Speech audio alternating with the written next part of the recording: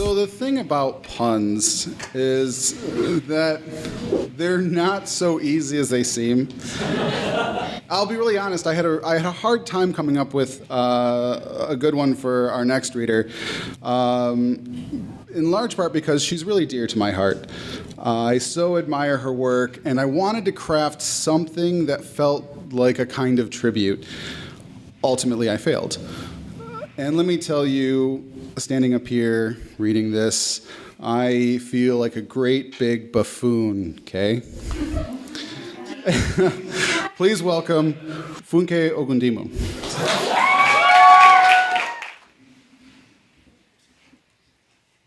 Thank you, too. So I'm going to read us a short story titled The Silent Laugh. The Silent Laugh. My grandparents and I live in a one-story, faded brown house in the middle of Atonda Street, one of the many narrow, packed mud streets that make up the rambling Agege Market. Baba is dozing in front of the house, his feet propped up on an overturned bucket. Mama is sitting in the balcony above him, her thick arms on the balcony's railings. Her nose is buried in the columns of the Alagborodu, but she looks down at Baba every few minutes. I am at Mama's feet. I have an Ayo board on my laps. I'm playing with myself, my right hand against my left hand. Below us, rusty zinc-roofed houses spread out in all directions. They lean towards each other, mud houses hidden under a layer of cement. I hear the rustle of paper every time Mama turns a page. It is my right hand's turn to play. I share a handful of Ayo seeds into the cups of the Ayo board. I hear Mama gasp above me. I look up to see her draw the newspaper closer. Her eyes grow large behind her glasses. She jumps off her chair and heads downstairs. I follow her. My husband, she pants, as she gets to the door, opening to the frontage. I saw in the Alagborodu that government is paying your pension arrears. Baba raises his eyebrows and his smile disappears. Baba's speech is slurred. He's recovering from a stroke. Nobody could make a word out of his mumblings, not even Mama, so he took matters into his own hands and stopped talking. Baba snatches the paper out of her hands and places it on his laps. He grunts through the story. When he finishes, he shakes his head and points to the paper. What is it? The headline, Mama says. Baba stamps his feet on the ground and writes in the air with the forefinger. Mama rolls her eyes. A biro? It's upstairs. She wraps her blue wrapper around her wide hips and walks down the staircase to Baba's room. Baba's once erect tall frame, now bent from the waist, shuffles after her. I follow behind them but veer off to the balcony to return to my game. It is my left hand's turn to play. I drop seeds into my right hand's cups, ignoring Mama's roars to Baba's silent questions. Gbemi, she calls. I jump up, overturning the Ayo board, and seeds scatter all over the floor. I run into the room, trying to stop Mama from screaming my name again. Ma, I say. Mama's hearing has its own will. It comes and goes, but her hearing is present today. She tugs my left ear twice. It is your father that is deaf, not me. I'm sure my father heard Mama's bellow wherever he was. I'm sure her curses chase after him too. I move away from her reach. My ear still rings. Your grandbaba wants to send you to his message. Baba is at his desk. He closes the exercise book in front of him. I don't know why he bothers to hide his written conversations with Mama from me. She reads everything out loud. I get to hear their full conversations. All, except the letters he writes when Mama isn't near. He holds the pen between his forefinger and middle finger. His thumb was cut off during his days as a blacksmith in the railway yard at Ido. Baba opens a fresh page and writes in capital letters, "Your grandmama is a rumor monger. She talks too much." He underlines what he wrote again and again until blue ink turns dark. I look at Mama under my eyelashes. Her eyes are blazing at him. He pulls a sheet out of the exercise book and tips it slowly to the left and then to the right, aligning it with the exercise book. Mama scrunches her lips, but a hiss does not escape. We watch as the lined paper catches Baba's cursive swirls and dips. A row of sweat appears on his bald head. Mama sighs and shifts from one foot to the other. Baba ignores her and writes more words. He stops at the bottom of the page and ends the letter faithfully with his name. He hands the letter to me and writes in his book, "Give the letter to my friend Papi and bring back his reply." He closes the book and mentions me to go with his right hand, but tells me to come back with his left hand. Mama walks out of the room with me. She lets out a hiss, a very loud one. "Don't mind your grandpapa. He is too wise for himself. Go ask his friend what serious people that are not rumor carriers read. Don't stay out in the lawn, in the sun. Come back, quick, quick." I wait for Mama to go to her room. I hear her door slam. I hear her talk to herself about head ties and wrappers. Then I slip back into Baba's room. He hands me one of his other letters and shoos me away. I run out of the house. My rubber slippers slap the ground. The wind lifts my braids off my neck as I turn through the haze of flies into the butcher's lane, then turn into the appliance lane where smoke-belching generators power music surround systems. Another right turn takes me to the alley that bursts into the Eleweomo lane. I walk slowly through the lane, catching my breath. Overhead, canopies block out the sun, locking in the smell of dried herbs. I walk out of Eleweomo lane into warm sunshine, past the telephone mast at Oguntade Junction that blinks red at night from my bedroom window. I turn right to the Agege train stop. Papi's newspaper stand is a white table covered with all sorts of papers. It is beside a brand new, no loitering, no parking, no hawking, no waiting sign. Beside the newspaper stand is Mama Sunday's snack stand. She sits before a huge charcoal fire that looks the bottom of a soot-covered frying pan. The pan of boiling oil is filled with floating lumps of puff-puff.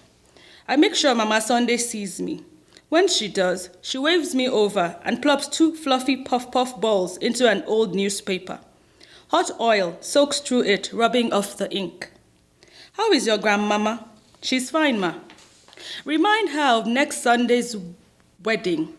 Tell her the color of the day is gold and powder blue. She stresses the powder in the blue. "I will." "Please, ma, where is Papi?" I say. She frowns at me and sighs. She checks on the batch of puff-puff, turning golden brown in the oil. She turns them over with her long frying spoon. But she's not looking at them. She's looking at me. "Tell your grandmama that she asked a cat to safeguard her meat. She has given her dinner to a cat to eat." "I don't understand, ma. We don't have a cat." She smiles. "It's not for you to understand. Your grandmama will. Tell her that the work she worked for in the morning of her life is about to be stolen." She points to a group of people talking loudly to her left. I spot Papi in their midst. His brown Kangol cap hides his small beady eyes. His loud, deep voice can drown a lot of voices, but his small stature is easily swallowed in the crowd. Papi is Baba's friend. They both worked in the Nigerian railway. Papi started the newspaper's business when he retired. "I am retired, but not tired" is the name of his paper stand. I try to wriggle into the crowd, but I can't get to him. I wait till a spot near Papi opens. I put my hand into the crowd and tug at his buba. He sees me and shoulders his way out of the crowd. I give him Baba's letters. He turns them over in his hands and lets out a loud cackle. "How is my friend?" "He's fine, sir." "Still not talking?" "No, sir." "And our wife?" "Mama is fine too." Papi writes Baba's reply on paper and hands the letter to me with a 50 naira note. "Naipo stamp money," he tells me, and winks at me with both of his eyes. "Tell your grandpapa that the trap has not caught the rat yet, but the rat is sniffing at the bait." Papa and Mama are in the sitting room when I get back. Papa's old transistor radio is crackling on the side stool. He's tuning the radio. I give him the letter. He opens the letter and his eyes flick across it. "What does it say, my husband?" Mama says. Papa drops the letter on the stool and tunes the radio between bands, listening to snatches of broadcasts from stations all over the world. He locks the dial at Radio Lagos. The radio crackles louder. He puts his ear near the speaker and crosses the two antennae over each other. We do not catch a news broadcast. He frowns and finally shoves the letter to Mama. She snatches it out of his hand and reads it. She takes her time. She hands it back to him, then he shoves it at me too. It reads, "All newspapers are silent on the matter, but word on the streets confirm payment of our arrears soon." I look at Baba. He's frowning at the radio. Mama tries to keep her face straight, but a smirk keeps slipping out. Mama turns to me and says, "Don't mind your grandpapa. He never listens to me." Baba's frown deepens. I've been trying to catch Baba's eyes, but he's still staring at the radio. I give Mama her message from Mama Sunday. I move to Baba's side and I tell him Papi's message. Papa and Mama look at each other. The radio crackles louder in the silence. Mama hisses. I look into her face. It is pinched. I watch a vein pop out of her face.